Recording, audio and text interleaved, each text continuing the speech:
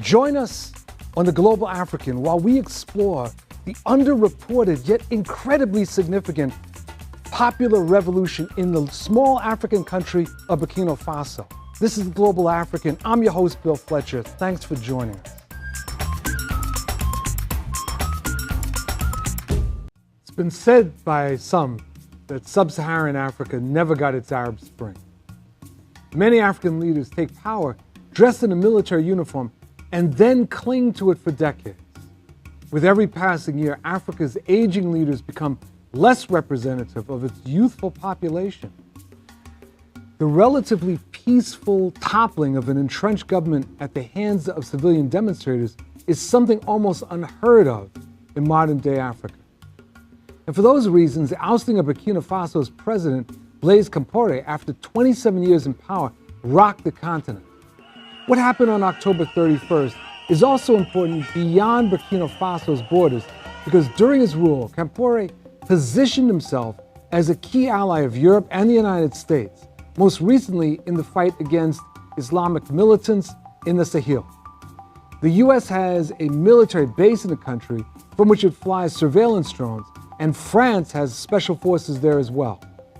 After Compaoré fled the country, the military then appointed Lieutenant Colonel Zita as provisional head of state, prompting a new wave of demonstrations to demand the restoration of civilian rule. The acting military rulers were close to agreeing with politicians, civil society groups, and religious leaders on a plan to set up a civilian interim authority. Today, Burkina Faso is seeking to put in place a transitional government. Last week, the political parties in Burkina Faso agreed that the civilian-led transition should last a year, followed by democratic elections in November 2015. Regional leaders are mediating in the landlocked former French colony that borders Mali, Niger, Côte d'Ivoire, Togo, and Benin. The country is under pressure from the international community, especially the African Union, to return to civilian rule or face sanctions and suspension from that continental body. Burkina Faso is sub-Saharan Africa's second largest producer of cotton, the main crop in the agricultural dependent economy, and the fifth largest gold mine, yet it remains one of the world's poorest countries. Formerly called the Republic of Upper Volta, the country was renamed Burkina Faso in 1984 by then-President Thomas Sankara. In October 1987, Sankara, along with 12 other officials, were killed in a coup d'etat organized by his supposed friend and ally, Blaise Compaoré. Sankara's former colleague and Burkina Faso's president until October 31st of this year. Following the coup against Sankara, Compaoré immediately reversed the nationalizations, overturned nearly all of Sankara's policies, returned the country back into the fold of the International Monetary Fund, and ultimately spurned most of Sankara's legacy.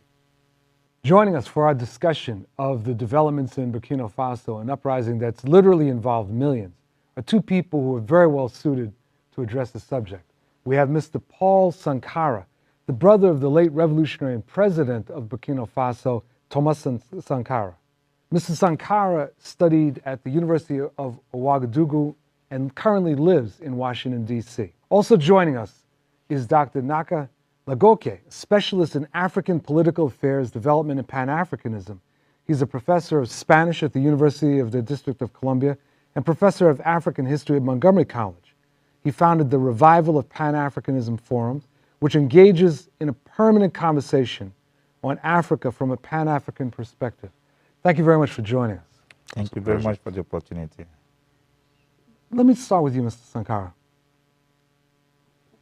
The uprising in Burkina Faso took a lot of people by surprise.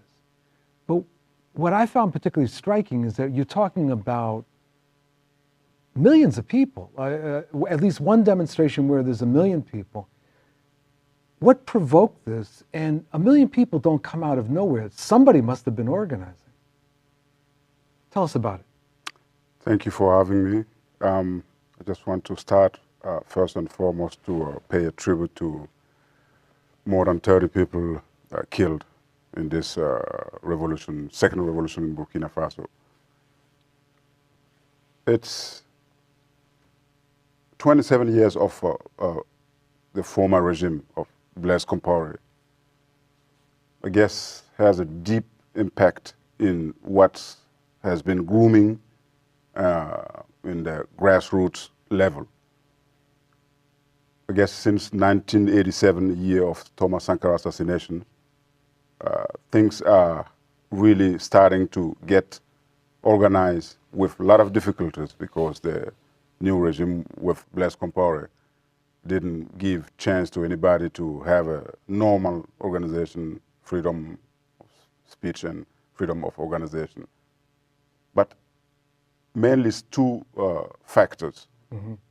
The 27 years has some impact in a bad way, of course, in the sense that you couldn't see this organization coming to express at a certain point the way they are fed up. And of course, the willing of the Compaoré regime to revise through different sort of maneuvering approaches the constitution in order to be a new candidate next year. That's one thing. The second one, it's the youth that we can characterize roughly by the Ballet Citoyen movement, composed by, compounded by young artists that have been doing a great job more than 5 years. So they were using, they know how, through the song, through the artist works, to talk to people, to talk to the youth. And indeed, they succeed in this way. And it was not just the using the artistic talent. Mm-hmm. Even they have a conscience, a level of conscience. They went to different places like clinics, hospitals, to clean up and just give some basics gifts to women that gave birth and women that belong to low-level income families. Mm. So this kind of actions, I think, combined with the willing of the Compaoré regime to change the constitution even after 27 years, brought this new revolution in Burkina Faso, roughly speaking. Dr. Lukoke, you texted me. You were the person that told me this uprising was happening and that Compaoré was gone. The excitement that came through in that text was palatable. Why? Why were you so excited? What was it about this uprising? Because I have waited for that moment for 27 years. Sankara was my hero. He was one of the people I have loved. As you know, we were told that nothing good can come from Africa. Mm-hmm. And then when we were in high school, we saw a young man rising to power and doing exactly what we were dreaming to do or to see in our leadership. And then he was killed. And we were hoping to see the people of Burkina Faso organizing, to put an end to Blaise Compaoré regime.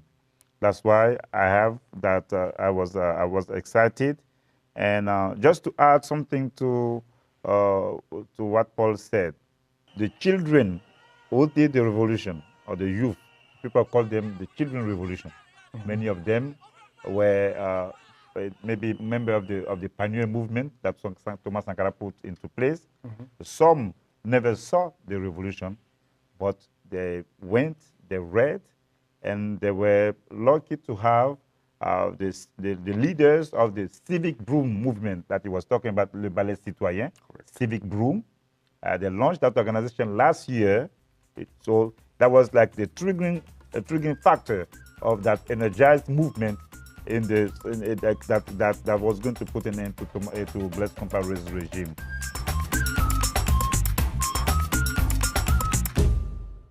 Many of our viewers probably know very little about the history of Burkina Faso, may never have heard the name Thomas Sankara. And it would be useful to do a brief summary.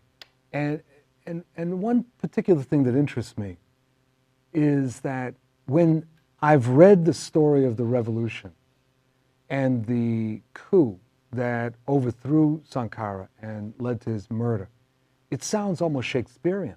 I mean, here you have his right-hand person who was supposed to be his friend turn on him and then murder him, or make sure that ensure that he was murdered. And so it'd be useful to talk some about what happened. Where did this revolution come from in 1983? Correct. Yes. It's there is a link between this question and the previous one. We should start from what people how people used to see the former Upper Volta, which became in 1984 Burkina Faso, which means upright land. A new name gave by Thomas as a leader of the revolution from 1983 to 1987 in Burkina Faso.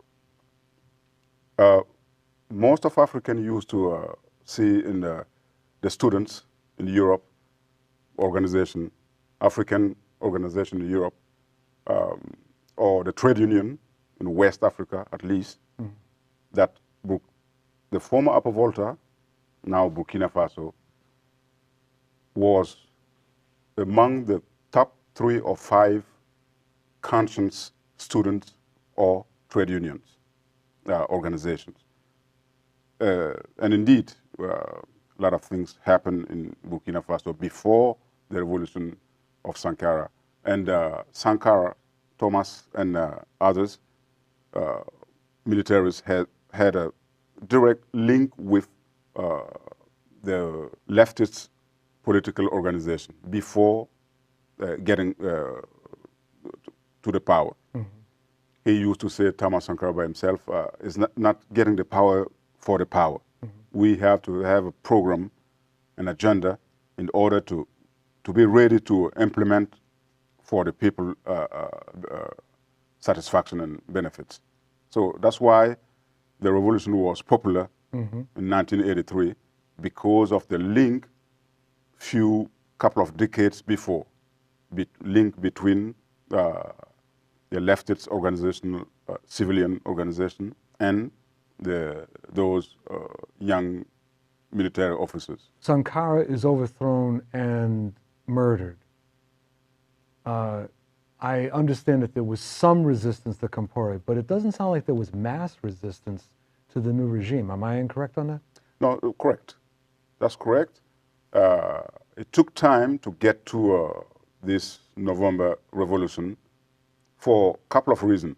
The first one, the new regime with Compaoré didn't give any chance, and I'm talking about the brutal way of stopping any ambition or any willing to organize themselves, whether it is at the student level, the trade union, those who want to resist to the new regime of Blaise Compaoré. Some of them has been assassinated, others tortured, and the third categories fled the country and went to different countries, whether in Europe or in West African country, in order to seek asylum. And he used also the power of the money to get through the clientelism a lot of people. So yeah, there were not, to be honest, a mass movement against Blaise Compaoré. First October revolution of the 21st century, right?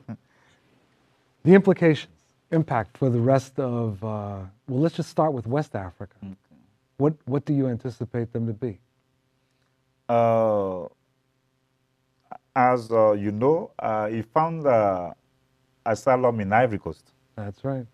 And 33 cars. Yeah, 33 cars, and the French helped. He was trying to go to Po, according to what we read, and the population did not want him to be there, and that's Paul will have spoken better about that.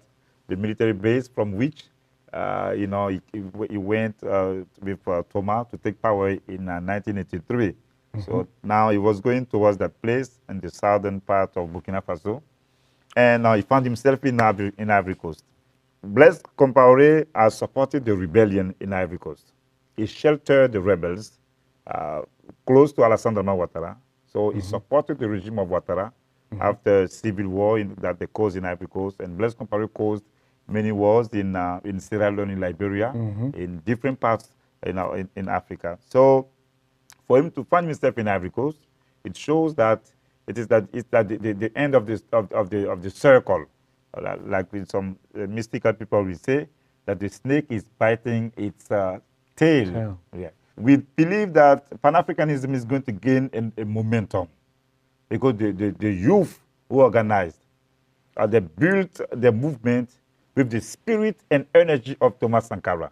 The singers we were talking about, Smokey, Sam Scaleja, and many others, it is on YouTube. They produce songs about Thomas Sankara. For years, they've been doing that. And Didier Wadi from Senegal, also, and with other artists, they produce songs. And now we can see the resurrection of the spirit of Thomas Sankara. And Thomas Sankara, he was the face and the spirit of the 83 revolution, but this time his spirit is the inspirational entity of that revolution. And we can see his spirit engulfing on Africa, because in the Democratic Republic of Congo, in Burundi, in Togo, in Benin, in all those parts, the people are saying, if the people of Burkina Faso, they did it, we too can do it.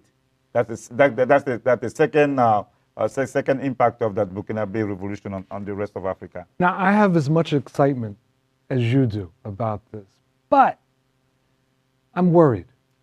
The military in Burkina Faso is not, we're not talking about the left military of 1983.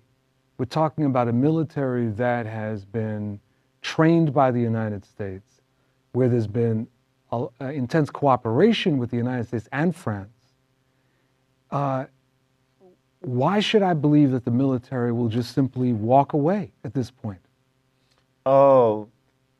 Because it's not just the military, even the political elite over there. They have some strong alliances with the West.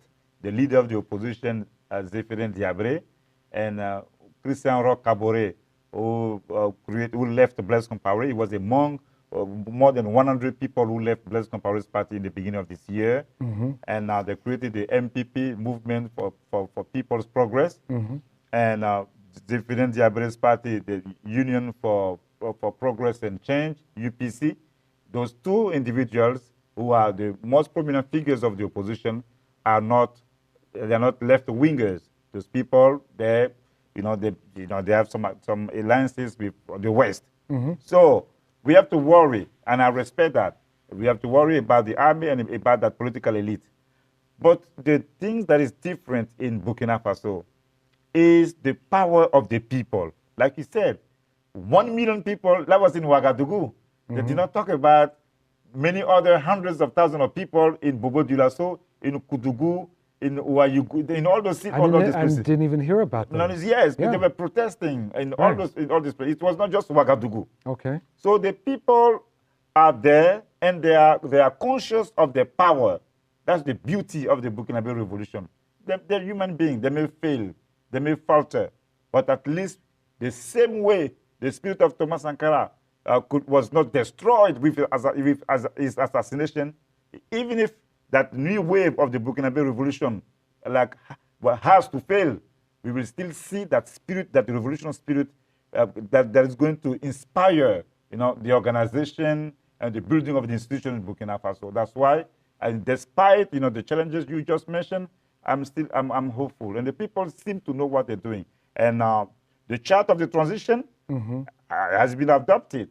It's going to be adopted tomorrow. All the political parties, the army, everyone, they agree on the chart of the transition, and they agreed that the transition has to be led by a civilian. The army has to concede that because of the pressure, internal and external. Are there institutions that have been created in the midst of this revolution to push things forward? Are there new parties or associations or other things that have emerged to advance the revolution?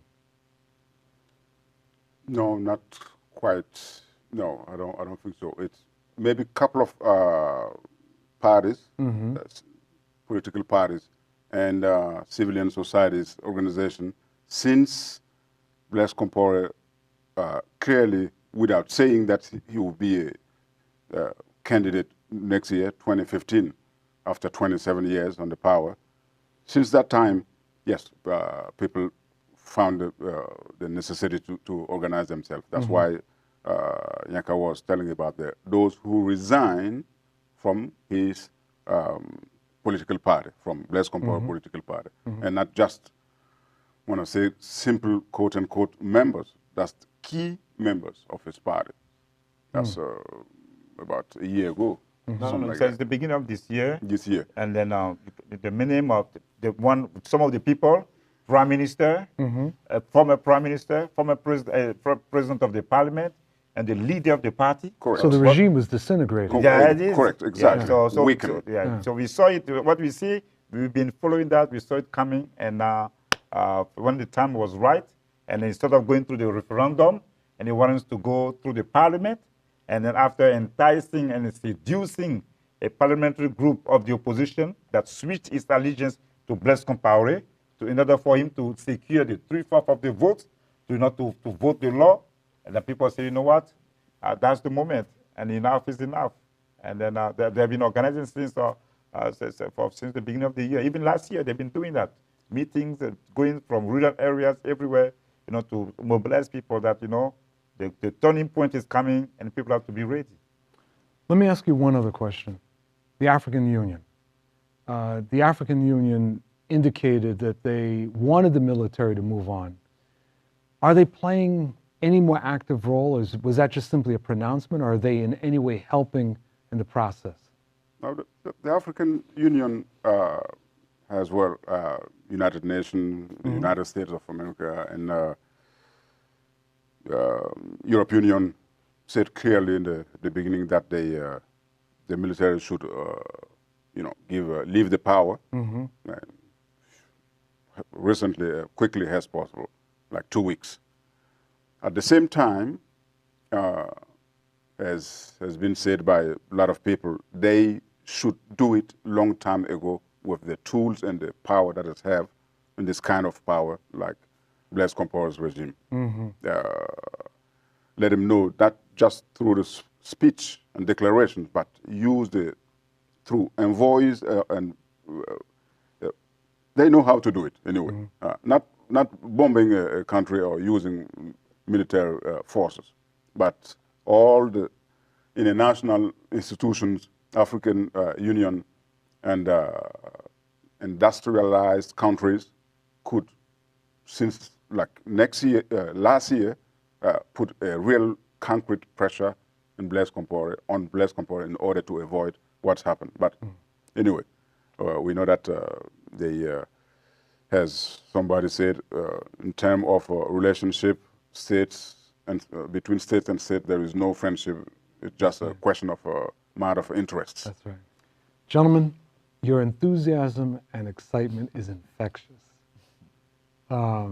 It's a real pleasure having this discussion with you about such an incredible development on the continent. Thank you very much for spending the time with us. Thank you very much. It was a pleasure. Thank you.